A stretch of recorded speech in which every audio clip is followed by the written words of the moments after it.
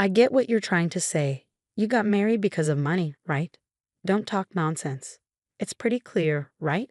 You're someone like me, a poor single mom. That's why you're still here even after your husband passed away. You're really annoying every day. I'm Mia, 35 years old, and I often hear snarky comments like this from Emma. My dad died when I was little, so my mom raised me on her own. Luckily, my mom kept working even after she got married again. So we weren't super poor, but we definitely weren't rich. Still, my mom was always happy and she worked hard for me. Because of that, I never really felt lonely growing up. I planned to start working right after high school, but my mom had been saving up for my college education. I really loved studying and wanted to go to college, but I didn't want to add more stress to my mom's life. She had worked hard to raise me and I wanted to ease her burden. Then, when my mom suggested I go to college, I was thrilled. She got married at 23 and had me at 25.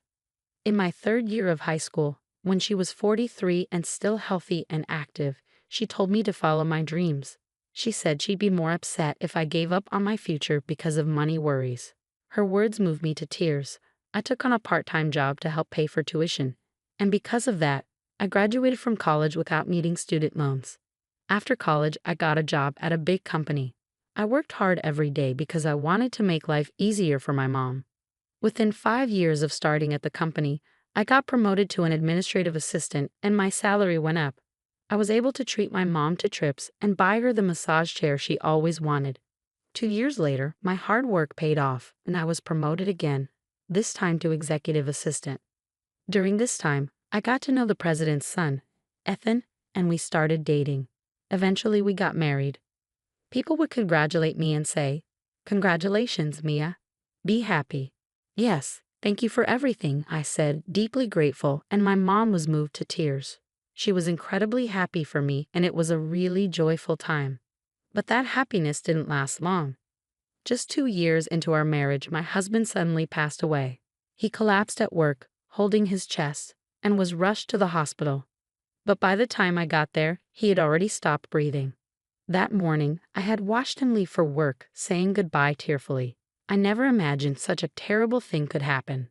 The shock was so intense that I could hardly speak.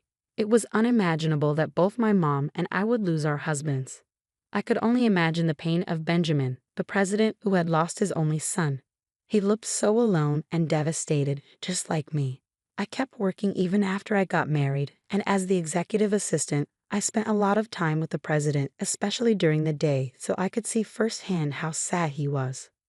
But there was one person who didn't seem to be grieving at all: Emma.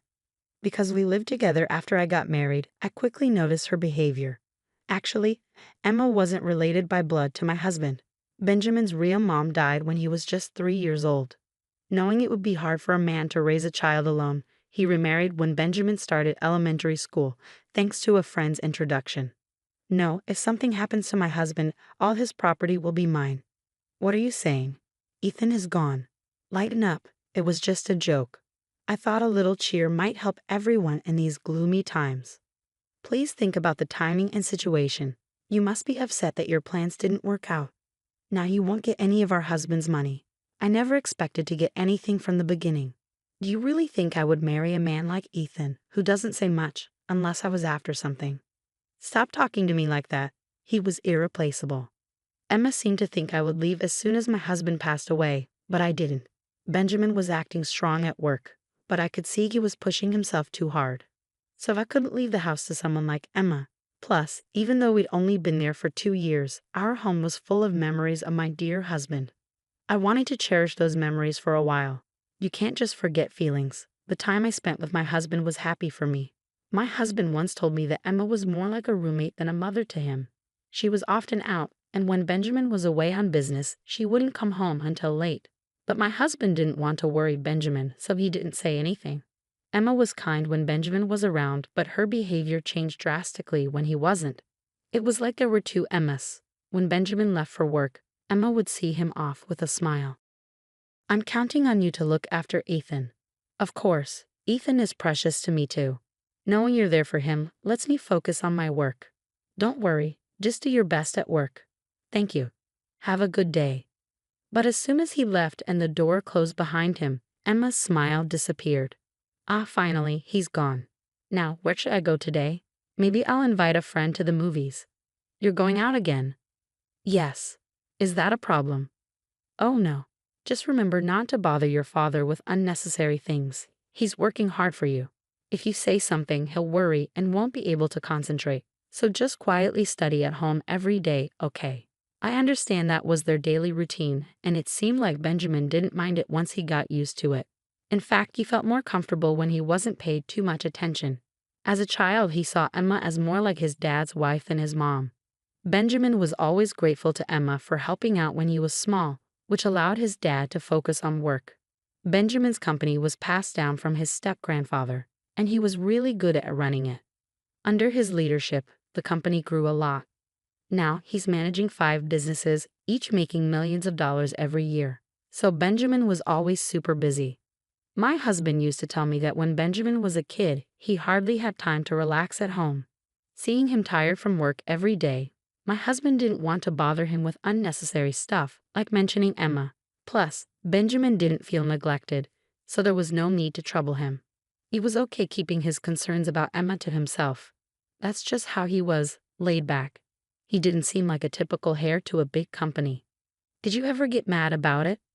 Nah, not really. I was fine as long as she was home. It gave my dad peace of mind, and we always had plenty of snacks. My husband laughed it off, never making a big deal out of it. I loved that about him. They weren't mean to me, they just didn't pay much attention to me. Sure, Emma would sometimes make snide comments, but I just brushed it off as typical mother-in-law stuff. She was often out doing her own thing, so we didn't see each other much, and her comments didn't really bother me. If my husband wasn't bothered by it, I didn't see a reason to bring it up. However, Emma's spending habits did bother me a bit, as I've always been thrifty.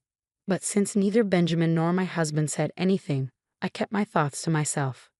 But after my husband passed away, seeing Emma splurging on luxuries while Benjamin was heartbroken made me uneasy. A man who was like a son to him had died, yet Emma showed no signs of grief, which made me even more upset. Emma, please try to support Benjamin. Even though he's acting okay, he's really feeling lonely, I pleaded. Why should I listen to you? What's your motive, huh?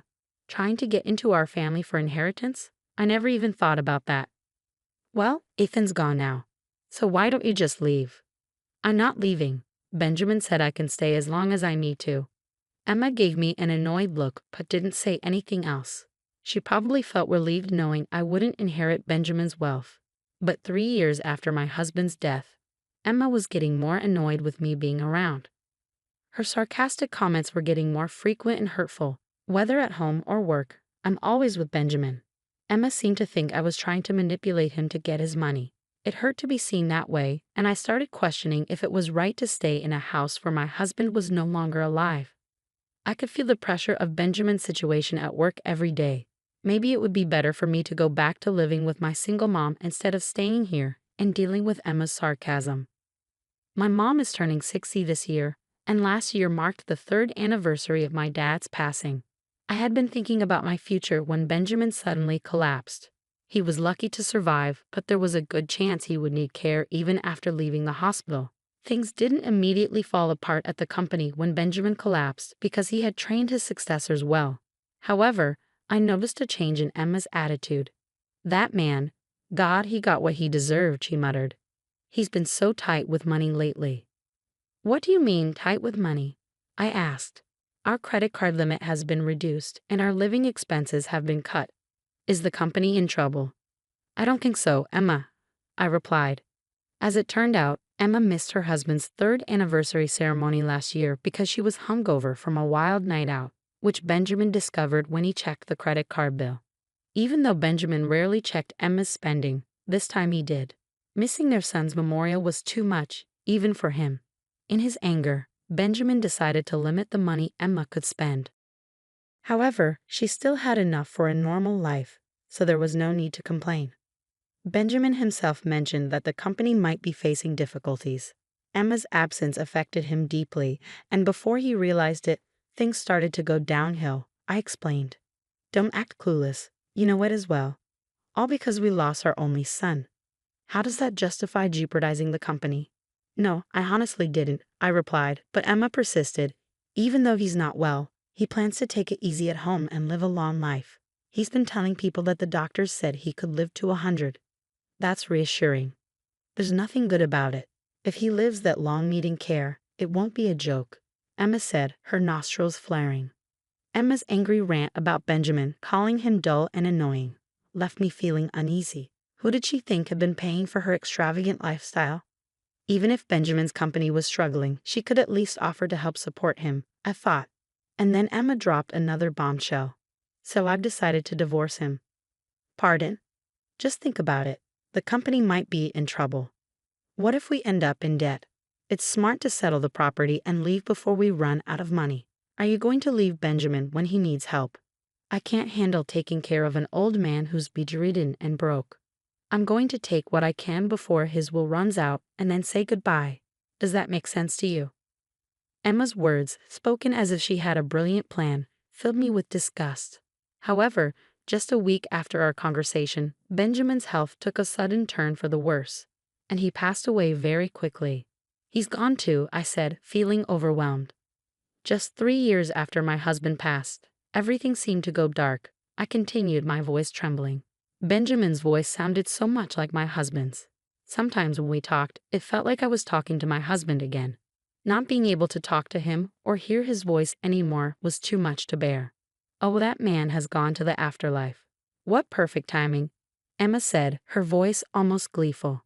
He still had assets left, right? His company didn't collapse yet. Maybe he died before getting into debt because of me. This means all remaining assets go to me. How fantastic. Emma's words, said with such heartlessness, made me furious. Even though Benjamin just passed away, all you can think about is money? I said, my voice shaking with anger. Ah, you caught on, huh? Well, tough luck for you. You're not getting any money from the family, Emma snapped back. I'd rather have Benjamin back alive than any money, I said, feeling tears welling up. Don't act all noble now. You're just putting on a show, trying to look strong for everyone, right? Even if you begged, there's not a penny to spare for you, Emma declared firmly. Even though Benjamin had passed away, it seemed like Emma cared more about money than anything else. It made me wonder how someone could be so cold-hearted. Thinking about it made me feel even more sorry for Benjamin, which just made my sadness worse. Fine then, you don't have to come to the funeral. Is that it? Only strangers are welcome, Emma said, her voice filled with scorn. I understand, that's how things are, I replied calmly, even though my heart was weighed down by sorrow. Emma didn't seem to grasp the reality of the situation, but I didn't feel like explaining it to her. Are you sure about that? Emma said sharply. Absolutely. Now that he's passed away, I, as his wife, am in charge, Emma declared with a sense of entitlement. So 2 days later, Benjamin's funeral took place quietly, with only close relatives present, honoring his wish for a simple ceremony. After the funeral, I noticed several missed calls from Emma on my phone, but I chose not to return them. Despite her attempts to reach me multiple times afterward, I decided to ignore her completely. Then one day, she unexpectedly showed up at my workplace. I finally caught you. Why haven't you been answering my calls? Emma demanded. Oh, Emma, how can I help you? I replied nervously. Still playing games. I got kicked out of the funeral home. You're the one who should have been excluded. I called you so many times on the day. What's going on? Well, you're not part of my family anymore, Emma. What? But you said only family could attend the funeral, so we had a family-only service. And then I asked Emma, who's now a stranger, not to come. No, the stranger here is you, Emma. What? When Benjamin got sick and was told he'd be bedridden, Emma served him with divorce papers. She probably thought since Benjamin was hospitalized, he couldn't file those papers. But I had already filed them, as Benjamin asked me to. So Emma is a stranger to us now, in name and in reality.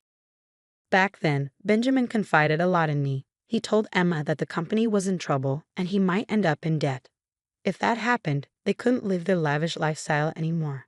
He suggested they live more modestly as a couple if Emma was willing to support him. But Emma coldly said, maybe it's better to split before you're in debt. 1 month later, Benjamin collapsed. Even after he woke up, he knew his health was bad. But he didn't tell Emma everything. He hinted that he might have to let go of the company and rely on her for care. Emma then suggested divorce. She probably wanted to divorce before he was seriously ill and get some money through a property settlement. But Benjamin, knowing his time was limited, had already donated most of his assets to charity and appointed new leaders for his companies, so there was hardly anything left for Emma. When he told her this, she was shocked. "So, I don't get anything." "Well, technically, it's not nothing. I left a few $100s in savings," I explained. "A few $100? That's hardly anything." Emma scoffed. Even though Benjamin had told me about this before, saying it out loud made me realize how determined he was. He probably didn't want to share any property with Emma. Maybe it was Emma's behavior after her husband's passing that made Benjamin so firm. "But there's still the house. If I sell that—" "Oh yes, please find somewhere else to live soon. I'm staying with Mom for now, but I'll move back eventually." "What are you talking about? You're practically a stranger. You have even less right to the house than I do. Like I said before, you're the stranger here, Emma, since you're already divorced. Plus, the house was originally inherited by Benjamin from his grandfather, so it's not considered for property division in a divorce." "Why do you think you have a right to live there?" "Because when I married Benjamin, we legally adopted each other." "What? So I have the right to inherit Benjamin's property? Benjamin left me that house. It's hard to believe, isn't it?" "The idea of adopting me came from Benjamin himself. When we got married, I didn't think much about it. I was going to be marrying his son, so in his eyes, I became his daughter. So I agreed to it. But after my husband passed away, I kept this information to myself. I was worried that if I mentioned it, Emma would accuse me of being interested in the family money. I have work to do. Could you please leave?" I told Emma that if she needed to communicate anything, she should do it through our lawyers. I had sought advice from our company's legal counsel. I called security and had Emma escorted out of the company premises. I made it clear she wasn't welcome back. Emma resisted, but when I threatened to call the police, she left quietly. After that, she tried to contact me many times, but I ignored her completely. Her attempts to claim our fortune only led to complaints to our lawyer. Our company wasn't going under, and Emma couldn't understand why. She argued that if it went bankrupt, there should be wealth to share. But the company had been handed over to a successor before Benjamin passed away, so there was nothing left for Emma to claim. As for the family's properties, they had already been settled in the divorce before Benjamin's death. Our lawyer patiently explained that Emma had no right to any of it. Our lawyer, somewhat frustrated, told us that Emma had been persistent. Emma had thought she was entitled to a share of the will and had recklessly run up debt on her credit card. Now she was stuck paying it off, working multiple part-time jobs from morning till night. However, her financial problems were not my concern. Emma was 10 years younger than Benjamin. They had married when she was 25, and now she was 55. They had been married for almost 30 years, so Emma was entitled to survivor benefits from Benjamin's Social Security taxes even after their divorce. However, she wouldn't get these benefits until she turned 60, which was still 5 years away. Plus, she needed to have filed a claim for a division of the pension within 2 years of the divorce. I wasn't sure if Emma knew this, nor did I intend to tell her. I felt no sympathy or obligation to worry about Emma's well-being. Now I live in a home I once shared with my mom, Benjamin, and my husband. My days pass calmly and peacefully. Sometimes I remember my husband and Benjamin and smile, and sometimes tears come, but remembering their warm smiles, I want to live each day with a smile on my face too.